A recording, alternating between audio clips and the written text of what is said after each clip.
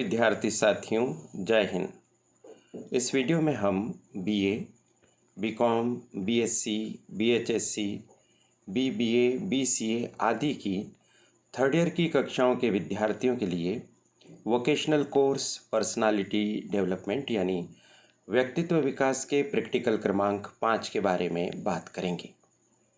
इस प्रैक्टिकल का शीर्षक है प्रक्षेपी परीक्षणों द्वारा व्यक्तित्व मूल्यांकन, personality evaluation through projective tests.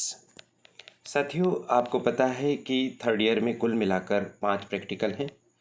यह 5वां प्रैक्टिकल है। इसके पहले 4 प्रैक्टिकल के वीडियो आपको चैनल पर उपलब्ध मिल जाएंगे।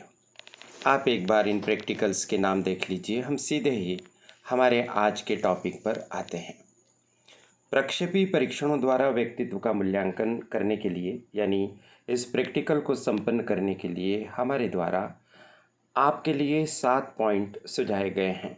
सबसे पहले भूमिका में आप कुछ बातें लिखिए। क्या लिख पाएंगे आप भूमिका में? आप ऐसा बताइए कि किसी भी व्यक्ति का व्यक्तित्व आंतरिक और बाह्य 2 प्रकार की व्यवस्थाओं से बनता है। आंतरिक व्यवस्था में आता है उसकी विचार करने की क्षमता, उसका किसी वस्तु, व्यक्ति या स्थान को देखने का दृष्टिकोण, उसका व्यवहार, उसकी भावनाएं आदि आदि।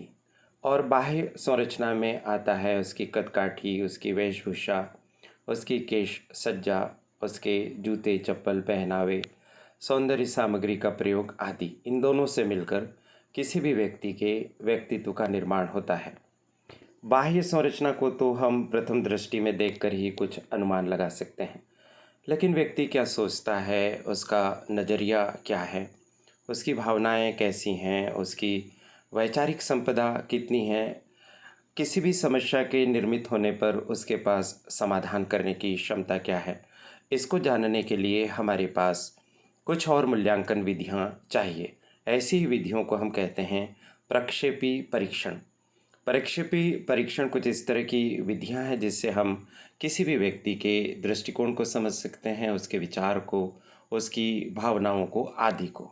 ऐसा कुछ आप भूमिका में लिख दीजिए।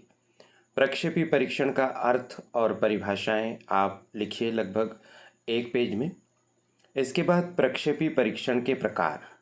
प्रक्षेपी परीक्षण के कई प्रकार विकसित किए गए हैं मनोवैज्ञानिकों के द्वारा, लेकिन हमने यहाँ पर 5 को सूचीबद्ध किया है। जब आप इस प्रैक्टिकल को लिखने के लिए सर्च करेंगे इंटरनेट पर या मनोविज्ञान की किताबों में या व्यक्तित्व विकास की किताबों में, तो आपको इनके अलावा भी कुछ और टेस्ट के प्रकार मिल सकते हैं। आप चाहें तो उन्हें जोड़ सकते हैं, लेकिन हाल फिलहाल अगर आप चाहें तो इन 5 परीक्षणों के माध्यम से भी इस प्रैक्टिकल को पूरा कर सकते हैं। चलिए हम इनके नाम और इनके बारे में संक्षेप में जान लेते हैं। वर्ड एसोसिएशन टेस्ट, शब्द संबद्धता परीक्षण। इसके अंतर्गत क्या होता है, इसमें जब हम किसी व्यक्ति के व्यक्तित्व का मूल्यांकन करते हैं, यानी हम जानना चाहते हैं कि वह कितना विचार कर सकता है, उसकी भावनाएं कैसी है, दृष्टिकोण कैसे हैं, तो हम कुछ शब्द उनके सामने रखते हैं और कहते हैं कि इस शब्द के आधार पर आप कोई बात प्रस्तुत करें, लिखित में या मौखिक रूप में।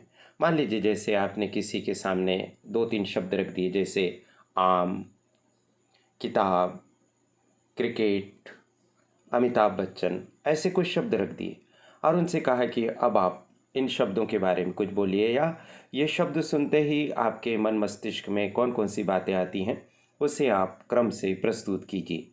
तो उनके द्वारा कही गई बातों से हमें पता चलेगा कि उनके सोचने का तरीका क्या है, उनका दृष्टिकोण क्या है। जैसे मान लीजिए आपने कहा अमिताभ बच्चन और उन्होंने कहा कि ये एक बहुत ही बड़े फिल्म अभिनेता हैं, इनकी संवाद अदायगी बहुत अच्छी है, इनका अभिनय अद्भुत है, इन्हें सदी का महानायक कहा गया।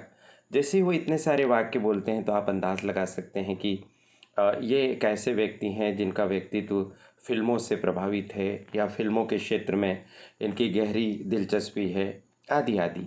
तो किसी भी शब्द को लेकर जो प्रतिक्रिया सामने वाला व्यक्ति प्रस्तुत करता है, उसके आधार पर हम किसी व्यक्ति के व्यक्तित्व का मूल्यांकन कर पाते हैं।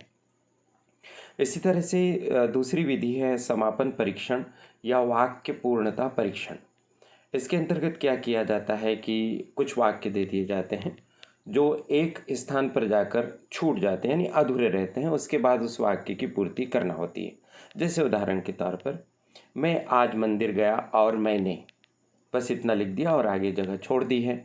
अब वहाँ पर जिस व्यक्ति का आप व्यक्तित्व मूल्यांकन कर रहे हैं उसे वहाँ पर लिखना होगा। मान लीजिए उन्होंने लिखा कि मैं आज मंदिर गया और मैंने वहाँ पर, उसके आगे वो पूर्ण करते हैं, देखा कि बहुत से श्रद्धालु लोग वहाँ पर एकत्र थे, भगवान शिव की आरती हो रही थी और बहुत ही आध्यात्मिक वातावरण था। मुझे वहाँ जाकर बहुत सुख शांति की अनुभूति हुई, मुझे वहाँ सुकून मिला।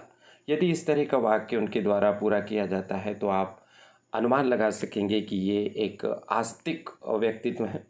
धार्मिक मामलों में इनकी रुचि है, धर्म में और देवी देवता में ये श्रद्धा रखते हैं, विश्वास रखते हैं।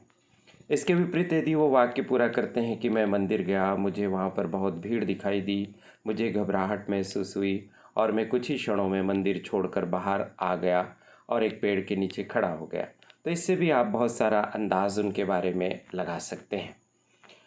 तो इस तरह से कोई सा भी वाक्य दिया जाए और वह अधूरा छोड़ दिया जाए, जैसे कि मैं अपने देश की राजनीतिक स्थिति के बारे में सोचता हूँ और पाता हूँ कि, और उसके बाद खाली स्थान दे दिया या अधूरा वाक्य दे दिया और फिर वो उसे पूरा करेंगे। उसके आधार पर आप पता कर पाएंगे कि राजनीतिक मामलों में या देश को देखने के संदर्भ में उनकी कितनी क्षमताएं हैं। अगली विधि की तरफ हम जाते हैं तो हम देखते हैं कि थीमेटिक एपर्सेप्शन टेस्ट है, जिसको हिंदी में आप विषयगत धारणा भी कह सकते हैं। बहुत ही प्रसिद्ध ये एक प्रक्षेपी परीक्षण है। इसमें होता यह है कि जिस व्यक्ति के व्यक्तित्व का मूल्यांकन करना होता है उनके सामने कुल 31 कार्ड रखे जाते हैं। ये 31 कार्ड में से 10 कार्ड महिलाओं के चित्रों से बने हुए होते हैं, 10 पुरुषों के और 10 मिक्स होते हैं, और एक जो कार्ड होता है वह कार्ड कोरा होता है। इस तरह के कार्ड दे दिए जाते हैं और कहा जाता है कि आप इन कार्ड में दिए हुए चित्रों के आधार पर कोई कहानी लिखिए या कोई रचना कीजिए। तो उन चित्रों को देखकर उस व्यक्ति के मन में किस तरह के ख्याल आते हैं और उन ख्यालों को वो कैसे शब्दों में बांधता है और किस तरह की कहानी बनती, उससे भी उसके विचार या देखने के दृष्टिकोण के बारे में, उसकी भावनाओं के बारे में, उसकी समझ के बारे में हम पता लगा सकते हैं। मान लीजिए कि 10 तस्वीरें रखी गईं और उनमें कुछ तस्वीरें क्रांतिकारी महिलाओं की है, कुछ फिल्म अभिनेताओं की है, कुछ राजनीतिज्ञों की है, कुछ जन सामान्य की है, कुछ भिक्षुओं की है। तो उन सब चित्रों को देखकर वो कैसे उनको जोड़ता है आपस में और कैसे कहानी बुनता है, ये ऐसा इसमें विषयगत धारणा या थीमेटिक एपर्सेप्शन टेस्ट में किया जाता है। साथियों, और आगे बढ़ते हैं तो जो चौथा हमारे सामने एक और तरीका है जिसमें हमने नाम दिया है कि थर्ड पर्सन तकनीक, यानी तीसरे व्यक्ति के बारे में। तो अगर आप तीसरे व्यक्ति के बारे में जानने के लिए क्या होता है कि जिस व्यक्ति का आप व्यक्तित्व का मूल्यांकन कर रहे हैं उससे हम ऐसा पूछते हैं कि क्या हो यदि आप रमेश होते, या आप सुरेश के बारे में या किसी और व्यक्ति के बारे में आपका क्या कहना है, या अपने दोस्त का वर्णन कीजिए या अपने माता पिता के बारे में आप बात बताइए। इस तरह से कुछ प्रश्न उनके सामने रखे जाते हैं या कुछ परिस्थितियां इस तरह की रखी जाती हैं, और जिस तरह से वो वर्णन करते हैं उससे पता चलता है कि ये स्नेहिल व्यक्ति हैं, सकारात्मक व्यक्ति हैं, ईर्ष्यालु व्यक्ति हैं, सहयोगी व्यक्ति हैं, श्रद्धा भाव इनका कितना है आदि। इस तरह की बात थर्ड पर्सन टेक्निक से हम पता लगा सकते हैं। पांचवी विधि हमने ली है प्रक्षेपी परीक्षणों के अंतर्गत रोरशा शाही धब्बा परीक्षण या रोरशा इंक ब्लॉट टेस्ट इसको कहते हैं। एक रोरशा नाम के मनोवैज्ञानिक हुए और उनके द्वारा यह विधि विकसित की गई है। इसमें क्या होता है, इसमें जिस व्यक्ति के व्यक्तित्व का मूल्यांकन करना होता है उनके सामने कुछ शीट रखी जाती है जो अलग अलग रंगों की होती है और इसमें रंग के धब्बे बने हुए होते हैं, यानी कोई स्पष्ट आकृति नहीं होती। उन धब्बों के आधार पर उन्हें पहचानना होता है या कल्पना करना होता है कि उन्हें क्या दिखाई दे रहा है। उसमें कोई पक्षी दिखाई दे रहा है, बादल दिखाई दे रहे हैं, कोई मनुष्य दिखाई दे रहे हैं, या कोई वृक्ष दिखाई दे रहा है, या वो क्या देख पा रहे हैं उन धब्बों में। और उनका उन्हें वर्णन करना होता है। इस तरह से ये 5 पद्धतियाँ हमने यहाँ प्रस्तुत की। आइए अब हम इसका चौथा पॉइंट समझते हैं, प्रक्षेपी परीक्षण के गुण और दोष। इसमें आपको ये बताना है कि जब हम प्रोजेक्टिव टेस्ट से किसी व्यक्ति के व्यक्तित्व का मूल्यांकन करते हैं तो उसके क्या लाभ या क्या महत्व है और उसमें क्या कमियां हैं। ऐसे आप अलग अलग पॉइंट में लिख लीजिए। पहले आप लिख लीजिए प्रक्षेपी परीक्षण के गुण और फिर उसके दोष के आप पॉइंट लिख लीजिए। जैसे गुण में आप ये बता सकते हैं कि ये मनोचिकित्सा के लिए एक बहुत ही महत्वपूर्ण विधि है। इसके माध्यम से हम रोगी के बहुत सारे विचारों के बारे में जान पाते हैं और उनकी चिकित्सा कर पाते हैं। दूसरा हम ये कह सकते हैं कि इसका लाभ ये है कि ये अचेतन विचारों और भावनाओं को जानने में बहुत ही उपयोगी है, क्योंकि एकदम ही हम कोई परिस्थिति, कोई चित्र या कोई बात किसी व्यक्ति के सामने रखते हैं और उसको तुरंत ही अपनी बात कहनी होती है, तो जो उसके अचेतन मन में बातें होती हैं वो सामने आ जाती हैं। हमें इस परीक्षण के माध्यम से यह भी पता चल जाता है कि लोग क्या सोचते हैं, जीवन का उनका अनुभव क्या है। इस तरह से बहुत सारे इसके लाभ हैं। अगर हम इसके दोष की बात करें तो इसका क्षेत्र बहुत सीमित है और कई बार व्यक्ति अपने आप को अभिव्यक्त नहीं कर पाता है, तो ठीक से हम उसके व्यक्तित्व का मूल्यांकन नहीं कर पाते हैं। कई बार व्यक्ति बनावटी बात प्रस्तुत करता है जिससे उसका सही व्यक्तित्व हमारे सामने नहीं आ पाता है। तो इस तरह से इसके कुछ दोष हम बता सकते हैं। अब इतना सब कुछ समझने के बाद जो वास्तविक प्रैक्टिकल प्रारंभ होता है वो 5वें पॉइंट में होता है। प्रक्षेपी परीक्षण विधियों द्वारा आपने स्वयं के व्यक्तित्व के मूल्यांकन के लिए कौन कौन सी गतिविधियां की। जब आप अपनी क्लासेस में जा रहे थे पर्सनालिटी डेवलपमेंट की, या अभी भी जाते हैं या जाएंगे, तो वहाँ पर आपको इस प्रैक्टिकल को करवाने के लिए कौन कौन सी गतिविधियाँ करवाई गई। क्या आपसे वर्ड एसोसिएशन टेस्ट करवाया गया, या वाक्य पूर्णता परीक्षण, या थीमेटिक एप्रेप्शन टेस्ट करवाया गया आपसे, थर्ड पर्सन तकनीक या रोरशा शाही धब्बा परीक्षण करवाया गया। यदि करवाया गया है तो वो आपको लिखना है, नहीं करवाया गया है तो आप व्यक्तिगत स्तर पर इन टेस्ट को ज़रूर अपने ऊपर लगाने का प्रयास करें। आपको बने बनाए टेस्ट इंटरनेट पर मिल जाएंगे, आप उसमें सर्च कीजिए गूगल पे जाकर वर्ड एसोसिएशन टेस्ट। जो भी भाषा आपको अच्छी लगती है, इन हिंदी, इन इंग्लिश, ऐसे करके आप एक एक टेस्ट को सर्च कीजिए और उसके आधार पर आप दिए गए निर्देशों का पालन करते हुए गतिविधियां संपन्न कीजिए। जब आप गतिविधियां संपन्न कर लें तो फिर आप अपने व्यक्तित्व विकास के प्रोफेसर के माध्यम से छठे पॉइंट को कंप्लीट करिए कि आपके व्यक्तित्व का जो मूल्यांकन हुआ उससे क्या निष्कर्ष निकला, यानी आप किस तरह के व्यक्तित्व के धनी हैं। आपकी थिंकिंग पॉजिटिव है या निगेटिव, आपका एटीट्यूड पॉजिटिव है या निगेटिव है या न्यूट्रल, आप भाव प्रधान व्यक्ति हैं या विचार प्रधान व्यक्ति हैं, आप में संवेदनशीलता है या आप किसी भी चीज़ की उपेक्षा कर देते हैं, आपका श्रद्धा भाव व्यवहार आदि कैसा है। ऐसे क्या निष्कर्ष निकलते हैं 8-10 पॉइंट में ये लिखना है।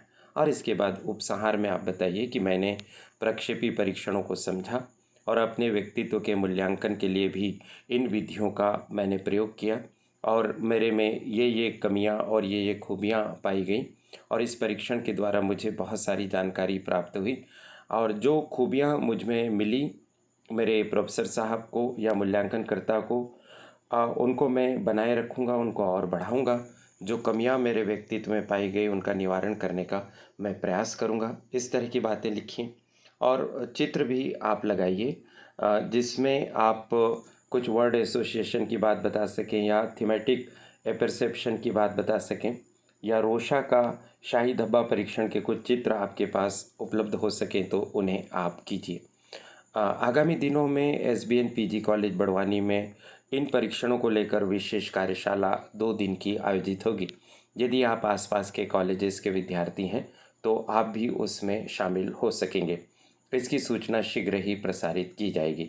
आशा है यह वीडियो आपके लिए बहुत उपयोगी सिद्ध होगा और आप अपने प्रैक्टिकल कार्य को संपन्न कर सकेंगे।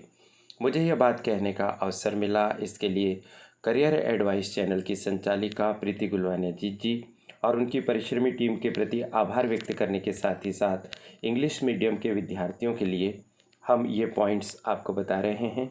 आप इन पॉइंट्स के स्क्रीनशॉट ले लीजिए ताकि आपको इन्हें समझने में सुविधा होगी। और बाकी बहुत बहुत धन्यवाद सभी को, आप सभी को शुभकामनाएं। जय हिंद, नमस्कार।